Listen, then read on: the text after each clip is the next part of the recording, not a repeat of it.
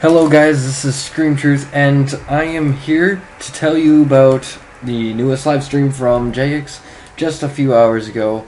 We're going to start off by talking about these subjects, and I'm going to put them into categories, and the categories will be like this. RuneScape 3, quests, tech, and then skills, and then anything else in between after that. So we're going to start off with RS3. First of all, they mentioned that there will be no RuneScape 2 carry-over servers. So that means that, like from RuneScape Classic to RuneScape 2, there was carry-over servers until those Classic servers eventually went down.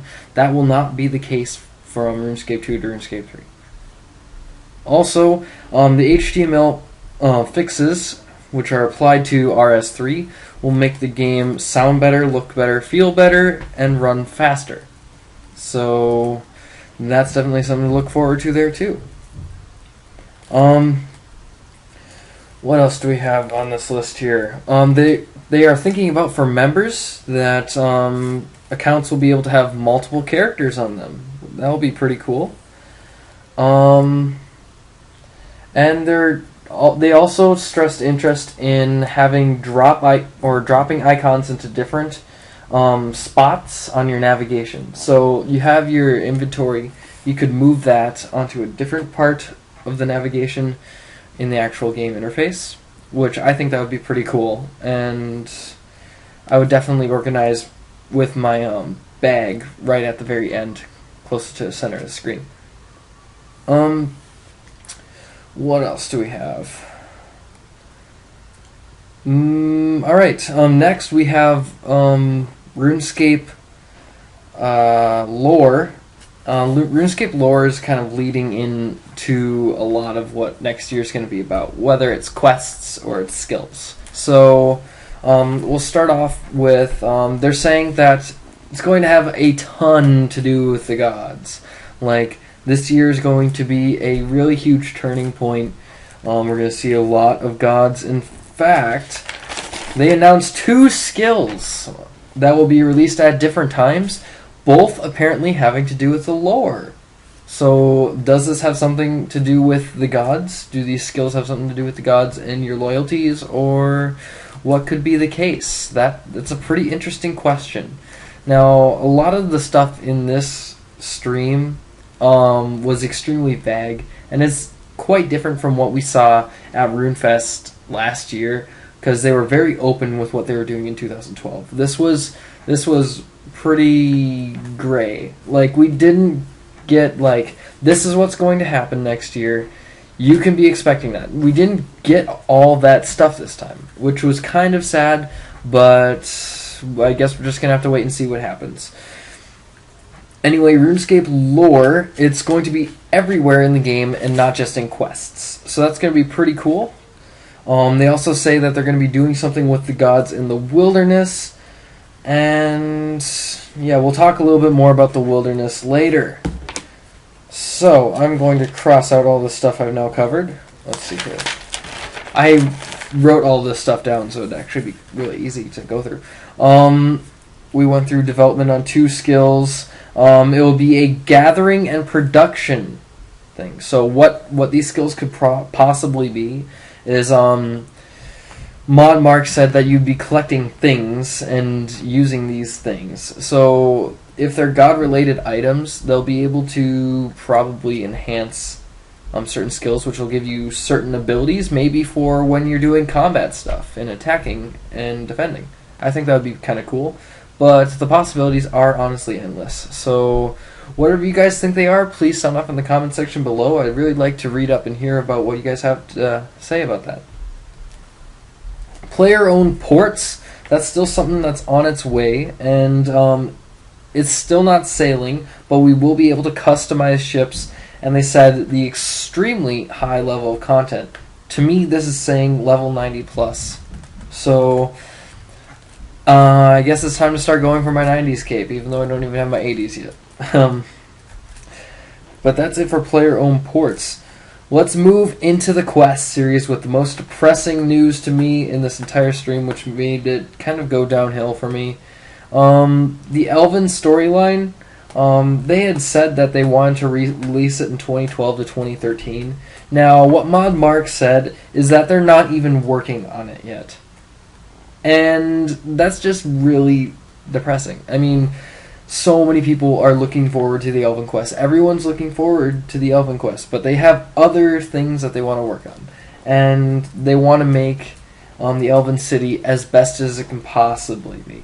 And, you know, I can agree with that to an extent, but honestly, when the Elven Quest has been 5+ years without a new quest, minus Within the Light, which wasn't really a legit Elven Quest, let's be honest here,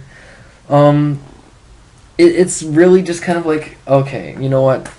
Are they even going to do it? Are they ever going to get to it? And they said that it's possible that they might start developing it towards the end of 2013, but for the most part, they're not developing it at all. It's terrible.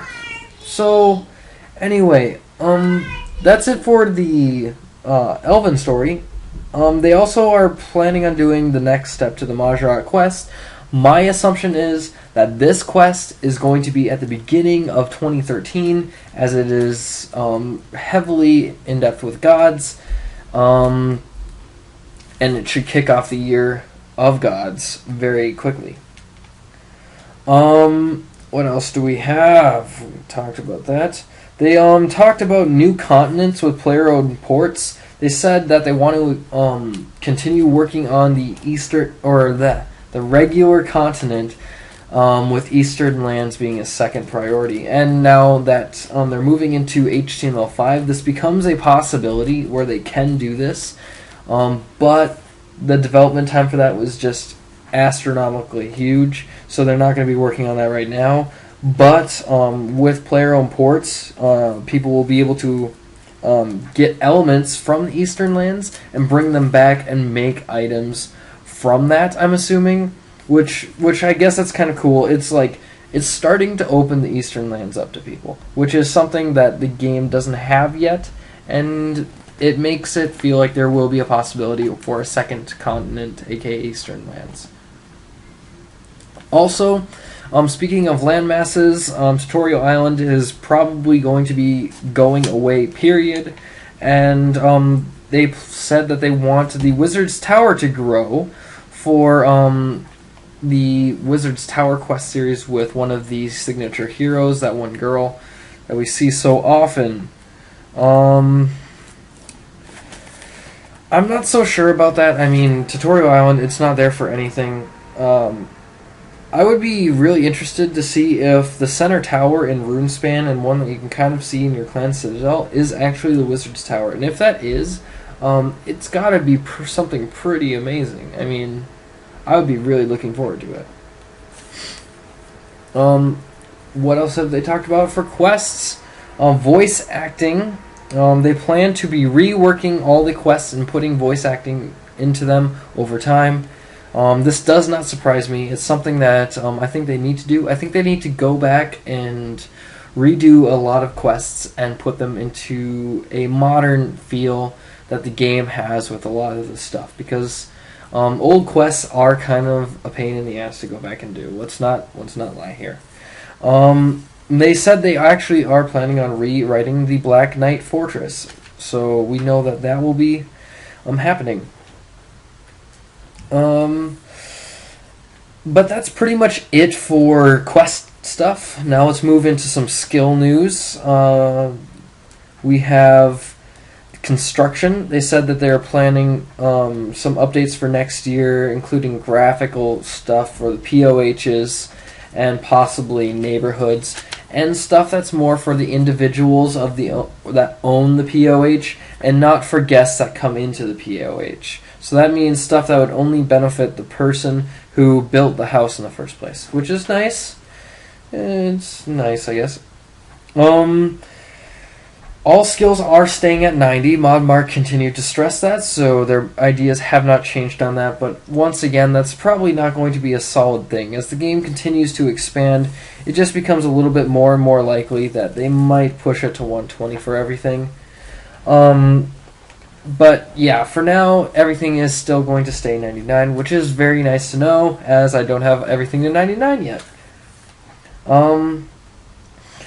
Summoning, they're going to be reworking summoning. They'll be increasing uses of the familiars and how it is trained, which will be nice. They're also going to be reworking agility, hopefully, within the year, which is going to be really nice. It means you don't have to run around obstacles so much, and it won't be attached to how energy works. So I'm pretty interested as to how agility is going to work in the game, and I'm really excited for the summoning update because I think having familiars around in summoning that would give you better benefits, kind of like the clan avatar overall, is just a very good idea, and it's just something that should be applied to a lot of things. They stress stuff about gambling. Now, we're moving on from the skills things here, and we're talking about gambling. They said they kind of changed their minds on gambling. They want to put it into the game in a way, but it gets rid of the scamming feel to them, and it's something that they would be okay with, so they're going to do something with that within the year. Within 2013, I should say. Graphically reworking Ardone, which is pretty nice. I think I've said on a podcast or something before that I think that Ardone should be reworked, and I'm glad to see that they're actually going to be doing that. Player mods, they're planning on doubling their player mods, and they're looking for people who help in the community and help grow the community. So if you're good at that, just be checking your inbox, and they might ask you to be a player mod. Not that it'll do a whole lot for you. They're also planning on reworking the forums. The forums are going to be getting an update. They're kind of aged, and the game kind of aged past them. So, yeah. But I've pretty much summed up almost everything. We're going to talk a little bit about the wilderness. They plan to be putting more unique items into the wilderness. They're planning on increasing agility bonuses in the wilderness. And they're planning on fixing player jacking and piling players. So that's pretty good news for people in the wilderness. I'm not so sure if for wilderness clans that piling players is the best thing, but whatever. And Runefest is confirmed for next year. So everyone starts saving up for those tickets for Runefest next year. They did stress that they might want to try New York towards the end, which is really nice for me because I really don't want to have to fly all the way over to London, which would be extremely expensive just to go to Runefest. But I don't think a drive to Manhattan is going to be that hard. So, with that being said, that is pretty much everything they mentioned in here. So what are my overall thoughts on this? Well, first of all, when it comes down to the questing perspective, I like how they're going to be putting a ton of lore and stressing lore into the game, and how your actions and how you pick a side is going to determine how the game goes.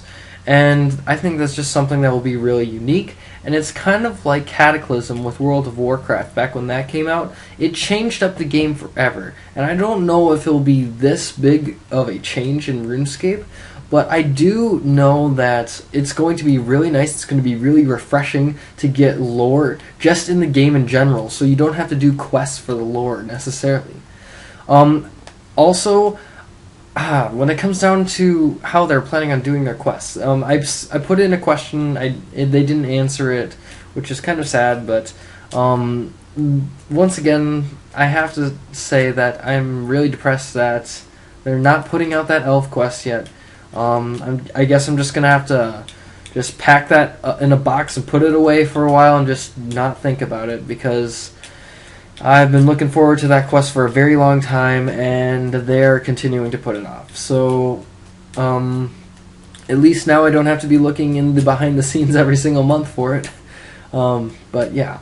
As for the new skills, I'm kind of excited for what they'll do, if they're lore-infused skills, because that's just something that'll be really interesting, and as long as it's not like a stupid skill like bank sitting or walking, like those things.